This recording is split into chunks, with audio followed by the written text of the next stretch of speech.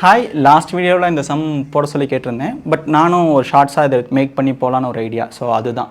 So question என்னன்னா, if a steel wire of length L and magnetic moment M is bent into semicircular arc, then the new magnetic moment is. Okay, இந்த some வந்து SLRRன்ற ஒரு புக்லேருந்து நான் எடுத்திருக்கேன். ஐ admit.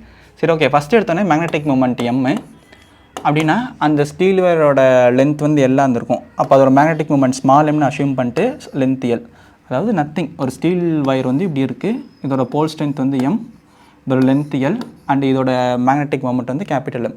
So இதுலேருந்து நான் just pole strength எடுத்துக்கிட்டேன்னா capital M by L. So இது வந்து ரொம்ப சிம்பிள் தான். பட் இந்த பாருங்கள், இதே வயரை வந்து ஜஸ்ட் ஒரு செமி சர்க்குலர் ஆன ஒரு ஆர்க்காக மாற்றிட்டாங்க. அப்போ நமக்கு வந்து ஸ்டில் போல்ஸ் இங்கே இருக்கும். டிஸ்டன்ஸ் பிட்வீன் தெம் என்னவாக இருக்கும்னா, அதாவது டயாமீட்டர் 2r. ஓகே, அப்போ new magnetic moment equal to M capital M prime equal to magnetic moment, அதில் மாற்றம் வராது, இன்ட்டு 2r.